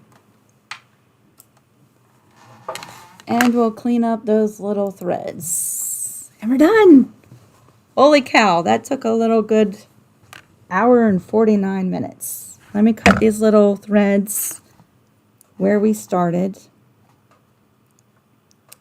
If you stuck with me for this long, I just want to thank y'all so much for being so patient. I'm going to tell you what, the main reason why we do these lives, I could show you in about 20 minutes, real quick, how to make this table runner. The main reason we do the lives is to give ourselves a chance to break up our week and hang out with friends, catch up with everybody. Of course, we see the project and we talk about it and ask questions, but the main reason why we do the lives is so that we can have this time together, right? So thank you so much for hanging out with us. Here's my quilt label in the corner. With friends. So always remember that. This quilt label, you could, I'm going to leave it open just like that, right? It's finished on the inside. And I'm going to leave it just like that. You could stitch this down if you wanted to at this point. I'm going to leave it. And let's find the, here it is. Here's the binding where we tucked the, this was the end, this was the beginning, where we tucked the end into that binding. See how nice and clean that is? I'm going to hold it up like this so you can see what it looks like on the edge of the table runner, and then the back. Again, that is not going anywhere. I'm going to take my fingernail and pull at it. See that? It's not moving. But if you want to stitch that down, you absolutely could. It's not moving. So it's nice and secure the way it is. And this is it, y'all. Let me hold this thing up so you can see entirely the whole table runner. Ooh. All pretties. Oh, do it like that. There we go. Here we go. Isn't that lovely? Yes, that is so pretty. Again, just being honest with you. If I make another one, I am piecing the top and then quilting it like a quilt. You know what I'm saying? Probably not the quilt as you go for another table runner for me. For me, it just takes a little bit longer, and I could breeze through quilting. A meandering stitch would go by so quick, or loop-de-loops or something, or even stitch in the ditch the regular kind of quilting way. To me would be so much faster, but that's just me, y'all. You can see the quilting on the back. That walking foot, even though I don't like to use it, really did the job of keeping all those layers nice and even through there. There's no tucks. Good job walking foot. I have some strings. So I'm very pleased with that. Yes, and that's my binding on the back. Yeah, so as always, if you make this and you're in the creative crew, I want to see it. I hope that you feel like that's a safe place to share your work. We would all love to see what you're doing, so feel free to share your pictures and join in. I always say, with groups like that, you really only get out of it, the effort that you put in. We want to get to know you. We want to see your stuff. If you have questions, it's a safe place to ask them. There are no stupid questions. And from very beginners to experienced lifetime sewers and quilters, everyone is welcome and welcome to share and to join in and to share pictures we want to see. And if you're not on Creative Crew, which I know some of you are not, and you make this, I would love it if you sent me pictures over on Etsy. You can do that. And let's see, just me. There we go. I would love to see what you're working on. Miss Anitra, I got your message about us hanging out. And this week has just been so crazy. And it's going to continue to be crazy until Monday or Tuesday. But if one of those days works for you, my dear, I would love to hang out with you. Pam, I got the fabric. Okay, I shared the quilt shop. Oh, what was the name of that quilt shop? I always forget. But if you go to the Christmas quilt that we just finished up, Down Home Christmas, and in the very first video of that series, I pull up the quilt shop on the laptop and I show you. It was a quilt shop in Vermont, and they have been really helpful. I know several people have reached out and told me that they've called them up, and they picked out fat quarters and even sent pictures and stuff to people buying all over. But they were having a fantastic sale. Their fat quarters at the time were 99 cents. So I got like, I don't know, 30 or 40 or 50 of them. I forget now. So this table runner, except for 2 pieces of this, because I did match it up with some fabric this Miss Valeria sent me, $7 to make the table runner plus the cost of the batting. So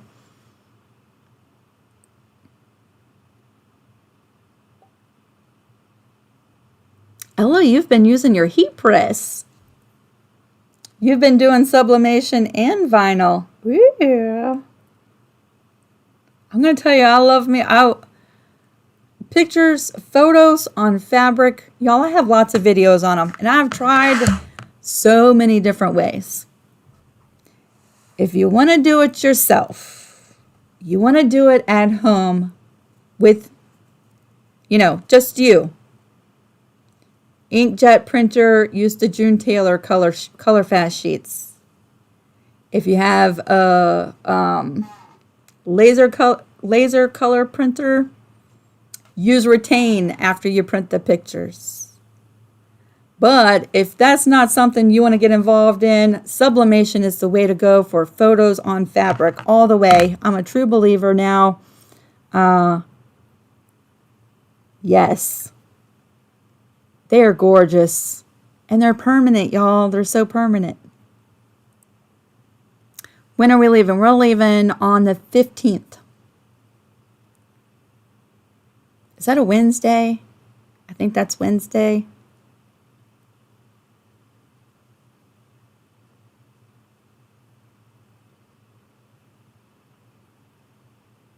Wow, Rachel. That's an awesome deal. That's exciting. I always get so happy for people when they get new machines and stuff. Helen, you were able to watch the whole thing. Juanita, you're so welcome. I hope that that answers your questions about the binding and tucking it in like that. You know, of course, there's so country treasures. Thank you, Sheila. That was the quilt shop. There's so many ways to connect those ends of binding. Here lately, I've showed a couple different ways, but this way that I showed today goes back to when I finally started to do binding. And I just didn't understand doing the 45 and the, all that. I just did it like this. And I did it like this for a couple years on my t-shirt quilts. And then I learned, you know, then I progressed and learned new way, the other ways. But this is nice and easy.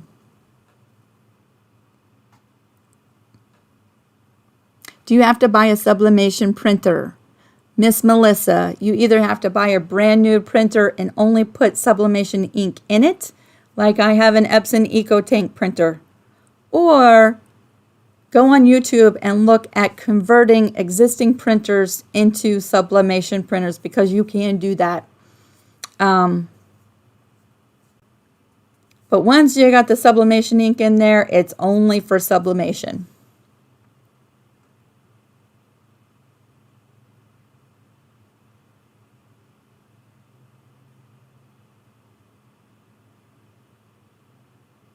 Thank y'all so much. Yeah, we're going up.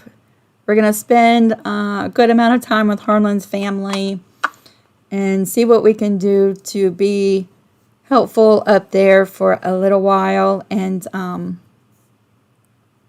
yeah, should be an awesome trip.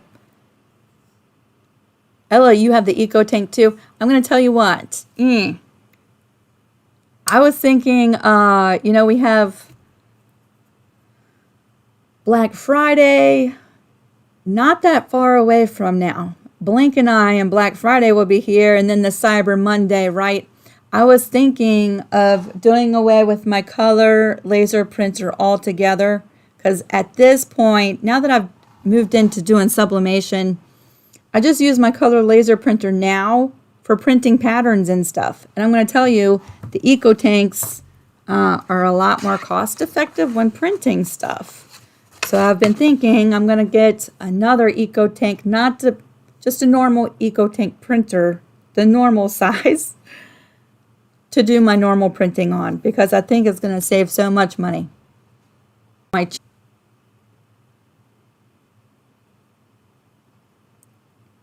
Oh, we got a green light.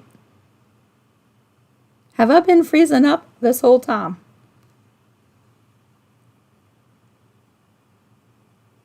Hopefully I haven't been freezing up this the whole time.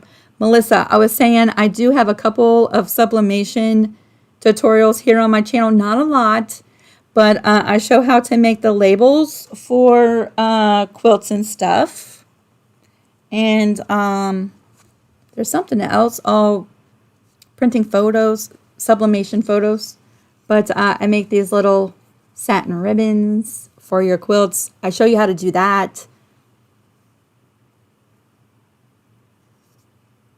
I am in Virginia, Pam, but we're going to be traveling to Vermont. I'm from Virginia. Harlan, my husband, is from Vermont. We live in Virginia, but his family lives in Vermont. Rachel, I have not used Terrio Magic. I always say that wrong, but I know several people who use it and love it.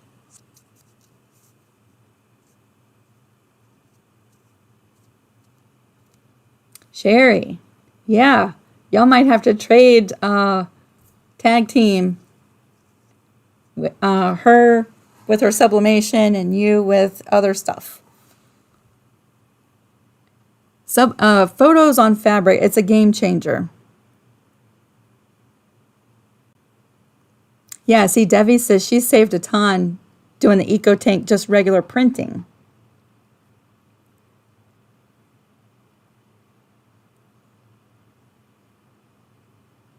Oh, I'm so sorry. I always say everybody's name wrong. Rachel, I am so sorry. I probably even said that wrong. I am so, so sorry. I say so many people's names wrong, y'all. I honestly do. I just want to thank y'all so much for hanging out with me. I hope you have a fantastic weekend. Just remembering tomorrow, 9/11, 20 years now. My goodness. My goodness. It would be awesome if our country could unite again like we did after that. That's what I'm praying for, y'all. I hope you have a fantastic weekend. I hope the weather has changed for you. If you were affected by the hurricane, not that long ago, just like 2 weeks ago or so, just know that we're praying for you. And I hope that you are recovering from that. Yes, our thoughts are with everybody. Next Friday, what are we doing? The Heart Hot Pads. So stay tuned for that. It is pre-recorded. I won't be talking back. It's pre-recorded. But we go through the tutorial pretty quick. And I show 2 ways to do it. One with the binding and one without. So, yeah, I guess you'll see me next Friday. And stay safe, everybody. Bye.